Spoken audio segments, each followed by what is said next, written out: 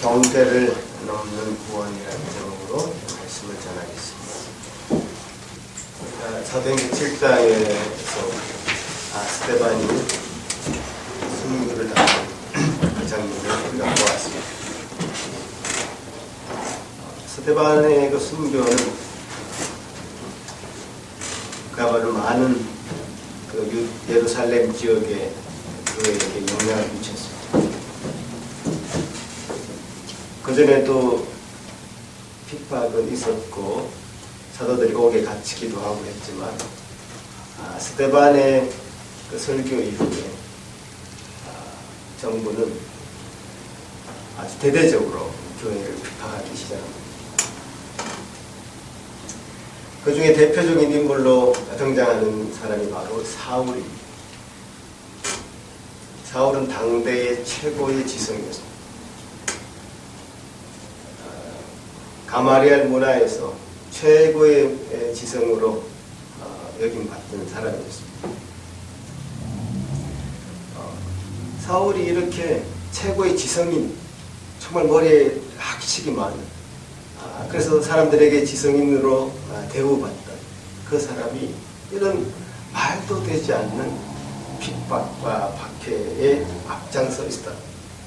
스데반의 죽음을 그가 마땅히 여겼다면서, 그리고 교회를 참멸하고, 그래서 각 집에 들어가서 남녀를 끌어다가 옥에 넣는 일을 사울이 직접 행합니다. 어떻게 생각하십니까? 사울이 가지고 있었던 그 지성, 머리에 든 것은 참 많지만 지성이라는 하나의 그 내용일 뿐, 이 내용이 방향성을 잃으면, 어떤 분명한 방향성을 잃으면 이 지성은 잘못 사용될 가능성이 많습니다. 지금 사도 바울의 그 지성은 잘못 사용되고 있습니다. 잘못 사용되어서 악에게 봉사하는, 악을 섬기는데 동참하는 일로 사도였습니다. 사도 바울이 되기 전에 사울은 사용되고 있었습니다. 이단이나 이상한 사교에 빠지는 사람들이요, 지식이 없는 사람들이 아닙니다. 나름대로 학식이 있고요, 나름대로 공부 많이 한 사람들, 박사들, 그런 사람들도 이단 사교에 빠집니다. 그 지성이 방향을 잃었기 때문에 그렇습니다. 제가 예전에 할렐루야 기도에 누가 아파서 거의 위로차인지 방문차 갔는데, 누가 아파서 거기 계셨는데, 그래서 그 집회에 참여하게 됐어요. 이상한 그 원장의 주술과 같은 그런 메시지를 하고 나서 간증하는 사람이 등장했는데, 서울대 공대 출신이라면서 등장한 그 사람은 그야말로 나름대로 많은 지식이 있었고 또 사회적인 위치가 있었지만 이상한 사교에 빠져서 그렇게 간증하는 것을 제가 들었습니다. 그렇게 될 수 있다. 인간의 마음은 연약하고 이 지성은 잘못 사용될 수 있기 때문에 사도 바울의 행편도 바로 그런 것이 있습니다. 또 이게 등장하는 한 사람의 인물이 있죠. 시몬이라는 마술사였습니다. 시몬은 이제 마술이라는 어떤 사람들을 미혹하고 현혹하는 어떤 그 술법을 써서 사람들이 완전히 그러니까 사마리아 지역에 사람들은 다 그를 따랐다. 낮은 사람부터 높은 사람까지 다 따랐다.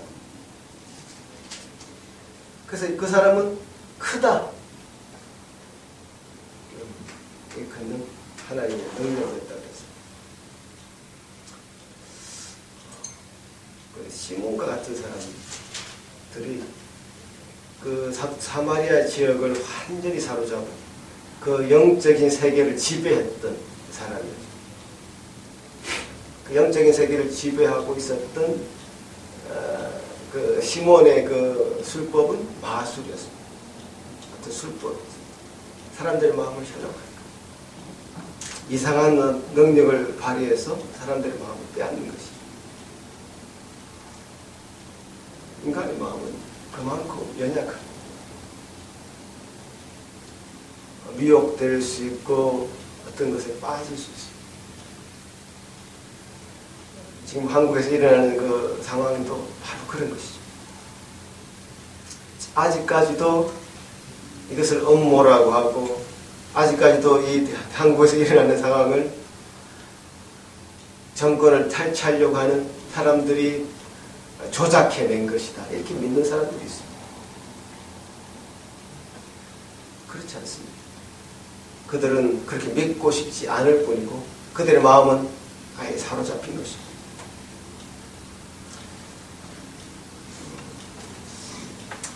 그러니까 지금 사울이나 시몬이나 이런 사람들에 의해서 사로잡혀 있는 그런 백성들의 마음이라고 생각합니다.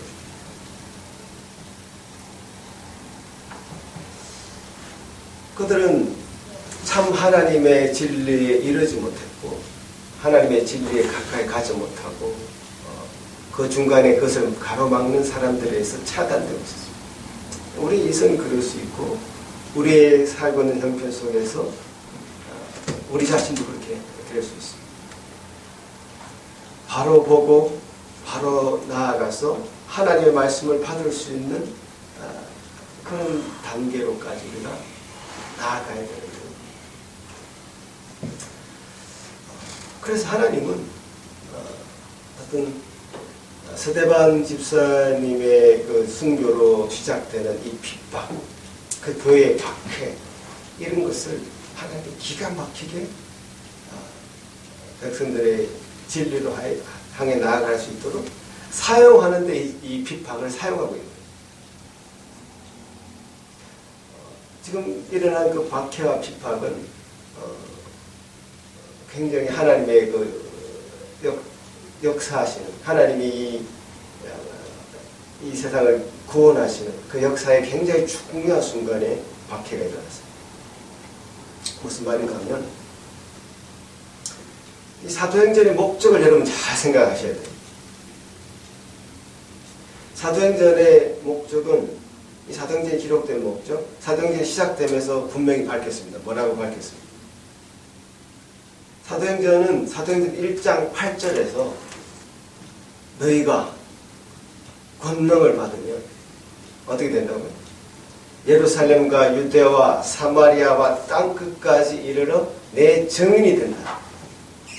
하나님의 그 역사로 말미암아 하나님의 복음이 확장되는 역사를 가지게 될 것이다. 그런 역사 가운데 우리가 동참하게 될 것이다. 사도들이 그렇게 쓰임받게 될 것이라고 하는 그런 목적을 가지고 이 사도행전이 기록되고 있습니다. 그런데 사도행전에 여러분 지금까지 살펴온 것을 보면 사도행전 2장, 3장, 4장에서 어떤 것을 봅니까? 교회가 아주 천국의 맛을 교회가 봅니다. 교회에서 서로 가진 사람이 없는 사람에게 나눠주고 유무상통 역사가 일어났습니다. 그럼 이 땅의 천국을 맛보는 그런 참 아름다운 교회의 모습을 보게 됩니다. 그리고 지금 그때 당시 리더였던 사도들은 그 기존의 전통인 유대적인 전통, 민족주의적인 정통을 완전히 버리지 못하고 있습니다. 지금 여기 8장 1절에 이렇게 되어 있습니다. 그날에 예루살렘에 있는 교회에 큰 박해가 일어났는데 사도 외에는 다 유대와 사마리아 모든 다 흩어졌다 해서 사도들은 가지 않았단 말이에요. 여러 가지 얘기를 할 수 있는데, 이 부분에서 여러 가지 얘기를 할 수 있는데, 왜 사도들은 가지 않았을까? 사도들은 거기서 죽기를 각오하고 순교의 각오로 그게 남았던 것일까?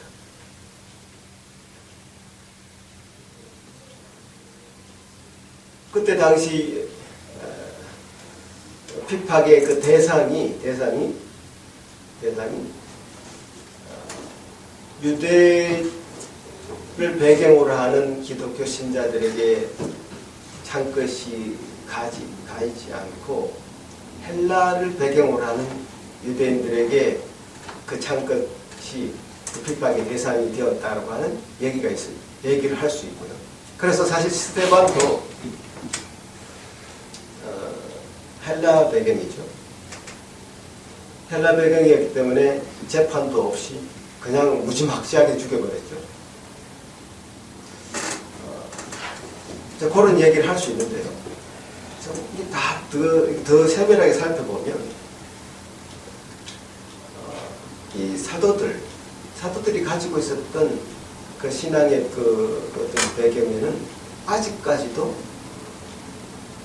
예수님이 명령하신 땅 끝까지 복음을 전하라고 하는 이 내용보다는 유대인이 지키고 있었던 그 유월절 그들도 지금 지키고, 유대인이 행해왔던 할례를 그들도 할례를 행하고, 복음을 전가하라고 하는 이방인에게 복음을 전가하라는 그 개념이 아직까지 완성되지 않아요.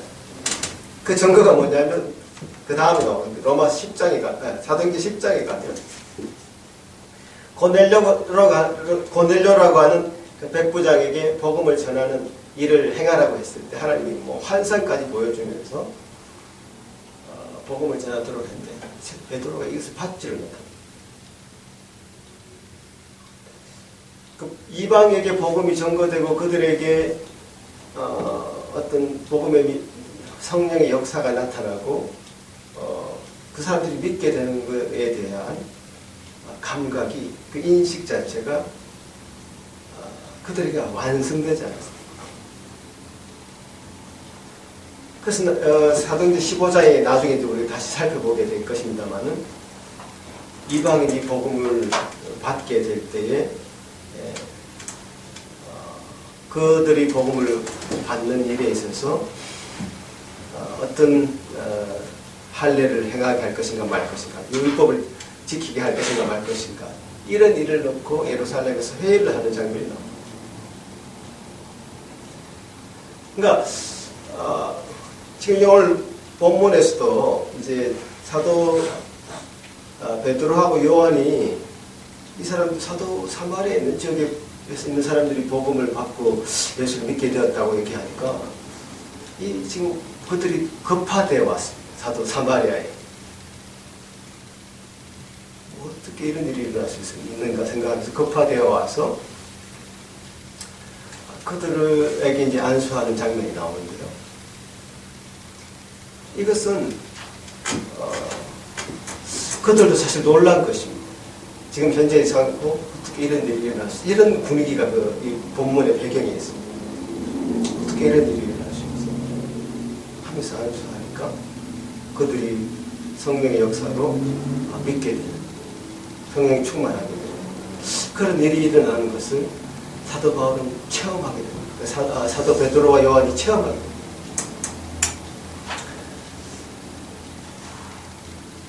그러니까 하나님의 그 역사 가운데 교회를 핍박함으로 일어나는 흩어짐. 이 흩어짐은 마치 그 농부가 씨를 뿌릴 때 사용되는 그 스캐터, 흩어진다, 흩뿌린다 하는 이 단어를 사용하고 있는데, 그러니까 하나님의 그 복음의 역사가 예루살렘에서 정체되어 있지 않고 흩어져서 디아스포라, 흩어져서 복음이 확장되는 역사를 표현하고 있는 것이고, 그런 역사가 이 핍박으로 말미암아 시작되었다는 것이죠. 이건 하나님의 역사죠. 하나님의 흩으시는 역사, 하나님의 그 흩어짐을 통해서 복음이 전거되는 역사.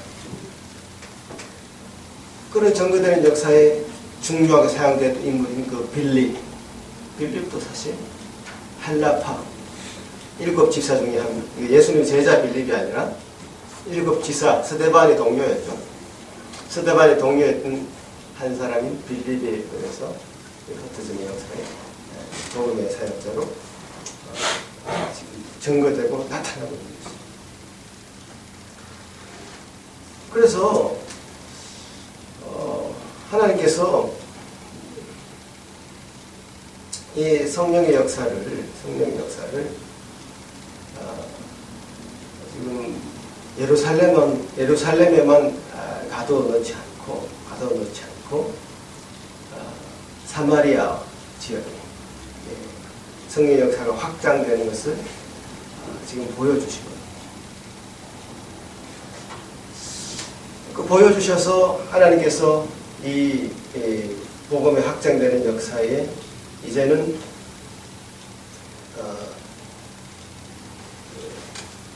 사도 바울, 사도나 지금 사도들이 믿고 따르고 있었던 그 민족주의적인 그 경계를 넘고 있는 그 충분한 대목. 이 경계는요,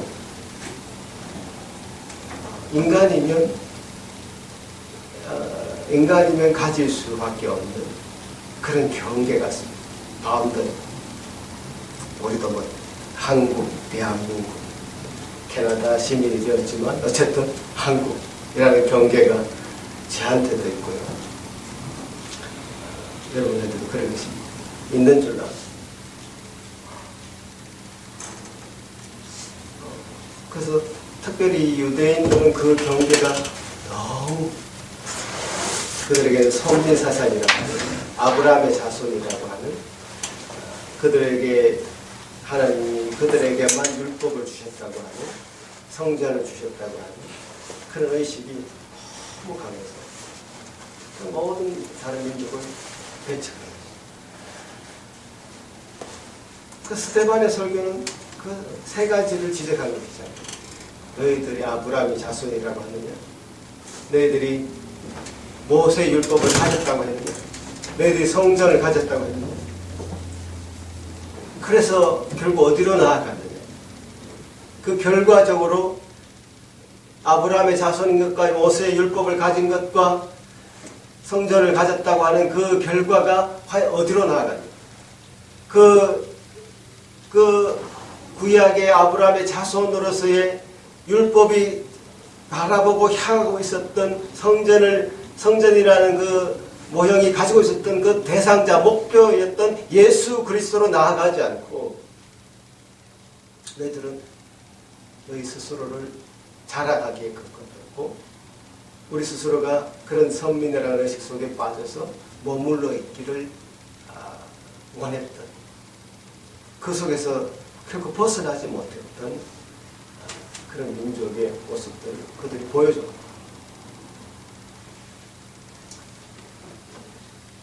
그래서 이제 이 구약의 내용들은 우리가 유대인들과 똑같이 사용하고 있잖아요.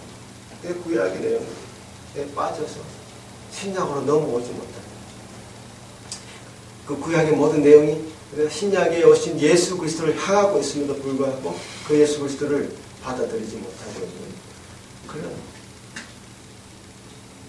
모습으로 정치하고 있습니다. 이것은 참 너무나 엄청난 유대인들에게 그야말로 시몬이 사마리아 백성들을 다 지배하고 있었듯이 유대인들을 지배하고 있었던 사상이었기 때문에 그 지배 아래 있었던 사도들에게도 이것이 완전히 해결되지 못하고 얼마나 지금 정말 끈적끈적한 그 사상인지 그것으로부터 해결받지 못하는 그런 내용을 사실 사도행전에서 우리가 직접 보고 있는 겁니다. 그 해결되지 않는 것을 하나님이 그야말로 강제로 그냥 매로 때리셔가지고 흩어버려요. 1장 8절, 사도행전 1장 8절에 권능을 입으면 예루살렘과 유대와 사마리아 땅끝까지 이르 내 증인이 되라고 분명히 명령한 그 말을 다 들었건만 그들은 흩어지지 않고 그 속에 갇혀있다.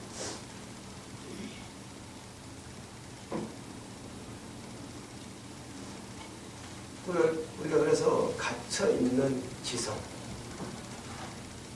갇혀있는 그 인식, 갇혀있는 어떤 그 사상, 그래서 고립된 그 사상, 그래서 그 안에서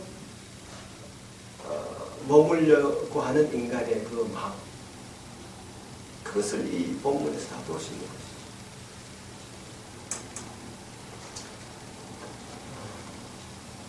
그래서 주님께서는 우리에게 이런 흩어짐을 통하여서 하나님께서 우리 백성들을 그 사랑하신다는 그 증거가 바로 이 핍박에 담겨져요. 아이러니하죠. 반대말 같죠. 핍박이라는 것은 굉장히 괴로운 거죠. 옥에 가고 매질을 당하고 고난을 당하고 죽임을 당하고 하는 것을 기뻐할 사람이 누가 있겠습니까? 하지만 이 일을 통하여 복음의 역사가 확대되고 확장되어서 하나님의 말씀이 땅끝까지 증거되는 일에 사용하고 있다는 사실을 기억해야 될 것입니다. 그렇게 하나님은 핍박을 통해서 하나님의 그 방식대로 이 복음을 확장시켜 나가고 계셨던 것입니다.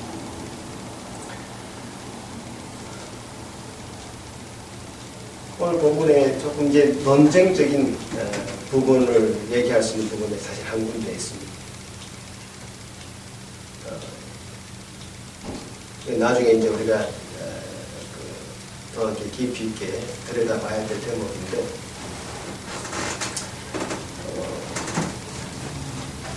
구원받는 것과 성령을 받는 것은 지금 별개인 것처럼 사실 기술을 하고 있어요.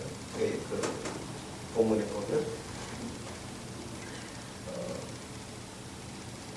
14절 이후에 보면 예루살렘에 있는 사도들이 사마리아도 하나님의 말씀을 받아서 한번 듣고 베드로 요한을 보내서 그들이 내려가서 그들을 위하여 성령 받기를 기도하니 이는 아직 한 사람에게도 성령 내리실 일이 없고 오직 주 예수 이름으로 세례만 받을 뿐이라. 이에 두 사도가 그들에게 안수하며 성령을 받는지라. 이 대목이 약간 이제 논쟁적인 논쟁을 할 수 있는 그런 부분입니다. 그러니까 구원을 얻는 것과 성령이 임하는 것은 별개의 문제냐. 그러니까 그래서 이제 이런 얘기를 어떤 사람은 이제 구원 받은 이후에 second blessing, 그래서 이제 성령을 받는 일이 한 번 더 있어야 된다.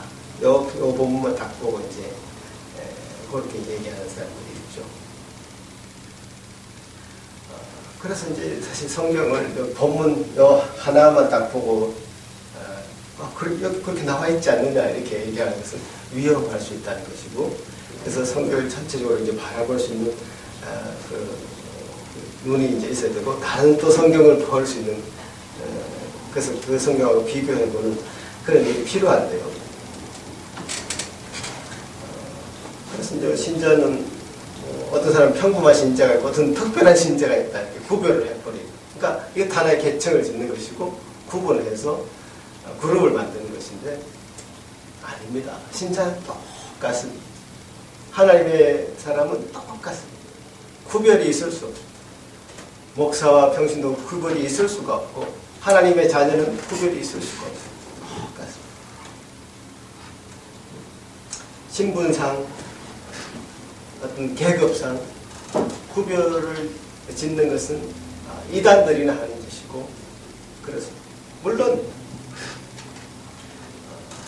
조금 더 성숙한 신자가 있을 수 있고 덜 성숙한 신자, 하나님의 자녀 중에서 우리 집안의 자녀 중에서도 조금 더 공부 잘하는 자녀가 있을 수 있고 못하는 자녀가 있을 수 있듯이 그 한 반 안에서도 같은 학생이지만 그럴 수 있는 여지가 있듯이 똑같습니다. 똑같은 학생입니다. 학생은 학생이되 공부 잘하는 학생, 못하는 학생이 있을 수 있듯이 똑같은 하나님의 자녀, 똑같은 하나님의 자녀고 그것은 변하지 않는 사실.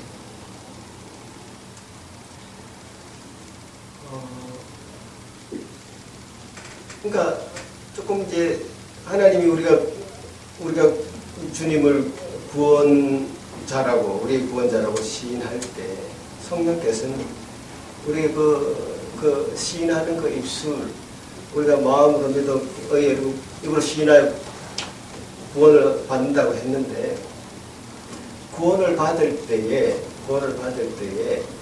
성령이 아니고서는 예수 그리스도를 주라고 받아들일 수 없고 주라고 시인할 수 없는 그런 것이 성령의 내주하십니다. 성령께서 내주하십니다. 성령이 내주하는 역사가 있어야지 우리가 하나님의 거듭난 자녀가 되고 하나님의 거듭난 자녀가 되면 회개하게 되고 하나님의 거듭난 자녀가 되면 그 따라오는 성화의 그 과정을 거치게 되고 그것은 우리의 능력이 우리의 조건에 기반되어 있는 것이 아니라 하나님께서 그렇게 하시기 때문에 그것은 변할 수 없는 사실입니다. 그러니까 성령에 내주하십니다.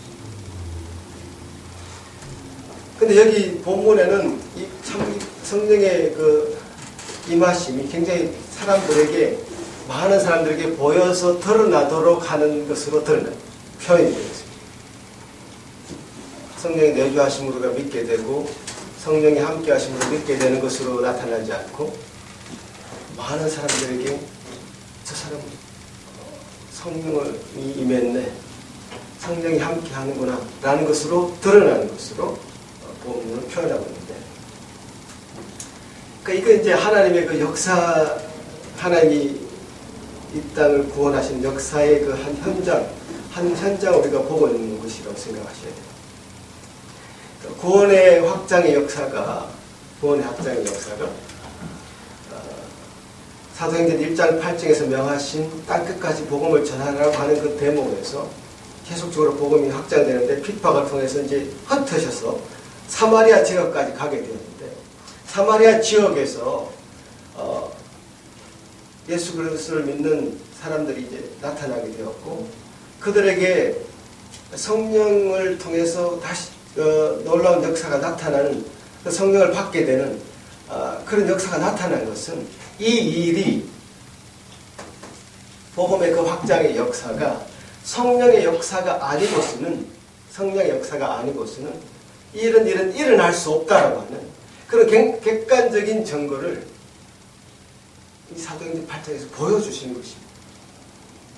일이 사람의 전하는 말로서 되는 것이 아니라 사람의 능력으로 되는 것이 아니라 하나님이 사도행전 1장 8절을 통해서 권능, 성령의 권능을 통해서 이 땅끝까지 가게 되리라고 하는 그런 역사를 핍박을 통한 교회의 핍박을 통한 사마리아의 확장의 역사 속에서 성령의 역할을 분명히 보여주십니다. 그러니까 굉장히 역사적인 사건 속에서 이례적인 역사죠. 그 사도행전 역사를 그렇게 이제 짚어보면 지금 우리가 겪고 있는 현실과는 사실 다른 부분인데 성령이 이것을 이끌고 있다. 성령이 이것을 함께하고 있다. 성령이 이 역사를 이끌고 있다는 사실을 객관적으로 보여주는 그런 사건으로 역사로 이 일을 기록하고 있던 것입니다.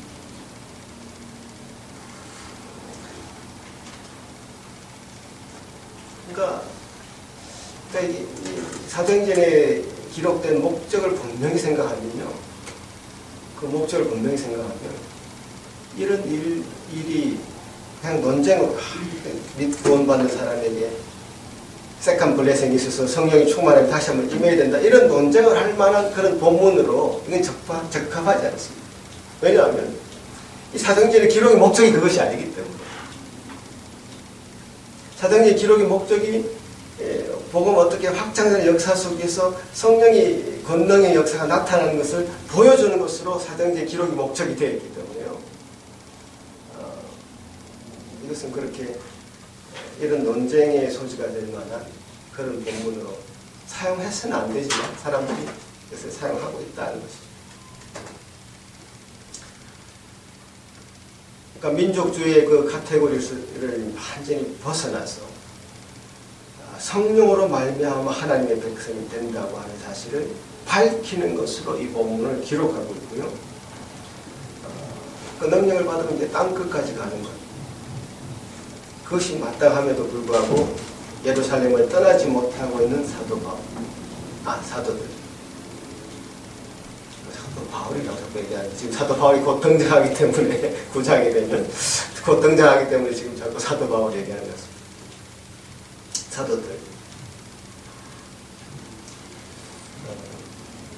그들의 모습은 정말 그들을 깜짝 놀라게 하는 것입니다. 자기 사도들도 깜짝 놀랐을 겁니다. 이 성령의 있기만 합니다. 성령 하나님이 구원하시리라는 그런 의미에서의 능력이 분명히 나타나고 우리 열심이 아니라 하나님이 일을 친히 하신다는 것으로 이 일이 증거되고 있는 것이죠. 그렇게 이 본문이 증거되고 그 증거 구절로 사실 제가 로마서 말씀을 한 장을 읽고 설교를 마무리하는데 로마서 8장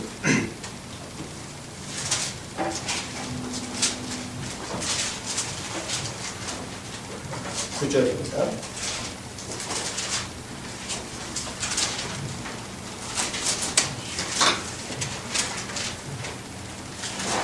로마서 8장 9절 말씀. 만일 너희 속에 하나님의 영이 거하시면 너희가 육수로 있지 않고 영에 있나니 누구든지 그리스도 영이 없으면 그리스도의 사람이 아니라. 또 그리스도께서 너희 안에 계시면 몸은 죄로 말미암아 죽은 것이나 영은 의로 말미암아 살아있는 것이니라. 예수를 죽은 자 가운데서 살리신 이의 영이 너희 안에 거하시면 그리스도 예수를 죽은 자 가운데서 살리신 이가 너희 안에 거하시는 그의 영으로 말미암아 너희 죽을 몸도 살리시리라. 여기서 우리 신자의 어떤 존재론을 분명히 볼 수 있습니다. 우리의 구원이 왜 취소되지 않습니까? 우리가 왜 존귀합니까? 그것은 그리스도의 영, 하나님의 영이신 성령이 계시기 때문입니다. 성령이 계시기 때문에 우리의 구원은 취소되지 않습니다. 성령이 계시기 때문에 우리는 우리의 삶을 통해서 하나님이 영광을 받으시는 것입니다. 구약의 백성들은 이스라엘 백성이 되는 것으로 그들이 구원을 받았다고 생각하는데 그의 근거가 있다면 신약에서는 그렇지 않습니다. 우리의 신분의 보정이 바로 성령님인 것입니다. 우리 신앙생활을 하다가 흔들릴 수 있습니다. 내가 진짜 구원을 받았는가? 내가 구원을 받았으면 내 구원이 좀 흔들리지 않는가? 내가 이렇게 살아도 되는가? 정확하게 얘기하자면요. 우리가 구원을 받았으면 세상에 나가서 어떤 엉뚱한 짓을 하고 이상한 짓을 하고 나쁜 짓을 해도 하나님은 그 구원을 취소하지 않으십니다.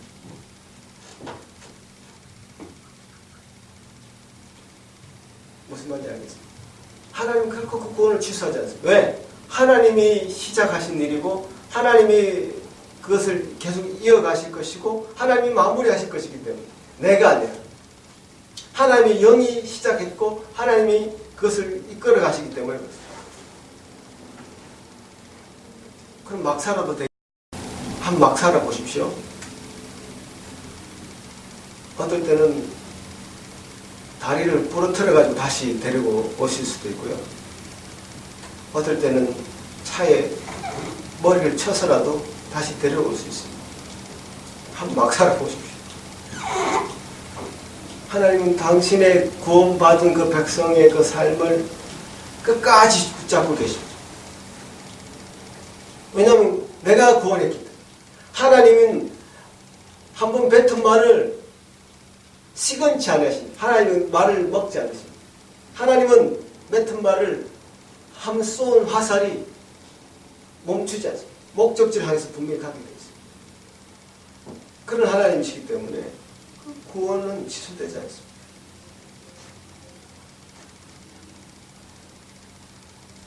그래서 우리가 분명히 알고 하나님의 영에 의해서 하나님의 성령에 의해서 사도행전은 시작되었고 지금 사도행전 8장에서 엄청난 핍박이 와서 교회가 흩어지는 이 사건 속에서도 하나님의 복음의 확장의 역사가 오히려 더 강하게 일어났다는 사실. 그 성령의 역사가 사도들은 어떤 민족주의나 유대주의적인 그런 것에 아직도 매여있는 모습을 보이고 있지만 성령님은 그런 것을 사도들에게 성령이 매이지 않고, 그죠? 성령님이 사도들에게 매이는 것이 아니라 사도들이 성령에 의해서 자기 자신을 바꿔가고 운행하고 자기 자신의 모습을 성령에 맞춰가는 그런 일로서 사도행전의 역사는 계속 기록되고 있습니다. 그러니까 우리 자신의 지금의 모습이 아직 연약해 보이고 부족해 보인다 할지라도 사도들도 마찬가지입니다. 그런 모습 속에서 아직까지 긴가민가, 이게 맞는가 틀리는가, 하나님 말씀이 와도 받지 못한 이런 사도들의 그 모습들을 생각하십니다면 여러분 아직까지 이게 뭔가 긴가민가. 하지만 그런 가운데서도 하나님 계속 붙잡고 계시고 우리를 성숙시켜 가시고 하나님 진리에게 가까이 가게끔 만들어 가시는 하나님의 그 인도하심을 확 붙잡으라. 그것이 이 사도행전에서 8장에서 보여지는 하나님의 성령의 그 역사입니다. 개인의 입을 가지고 논쟁적으로 삼지 마시고 하나님의 그 인도하신 역사를 밝히 보는 눈을 열심히 가지기 바라겠습니다. 기도하겠습니다.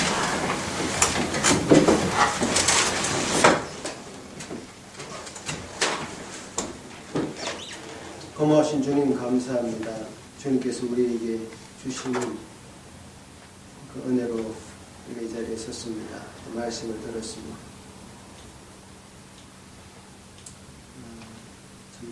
하나님의 역사는 우리 머리로 잘 이해가 되지 않는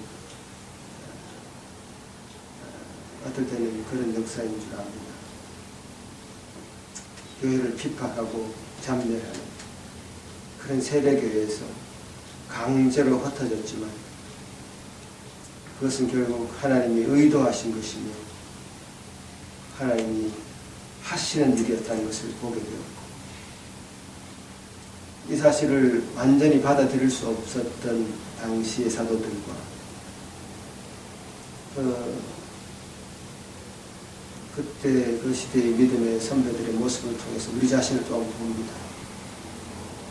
지금 내게 일어나는 그 일이 우리나라에서 일어났던 그 일이 왜 이런 혼란 속에 우리를 몰아넣고 있는가 실망할 때도 있었고 그래서 우리는 마음이 낙심하고 좌절할 때도 있었습니다만 그것이 아니라 하나님은 그런 혼란함과 그 어떤 핍박과 그 어려움을 통하여서 하나님 원하시는 방향으로 우리를 이끌어 가시려고 하는 하나의 놀라우신 그 구원의 은혜인 줄 믿고 감사를 드립니다.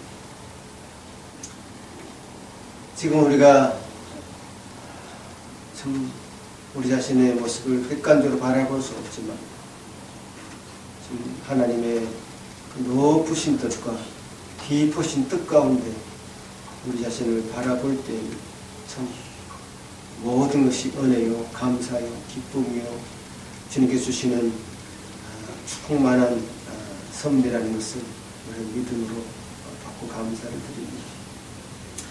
아버지 하나님, 이 시간에 우리가 함께 말씀을 놓고 우리가 진지하게 말씀을 나누었습니다.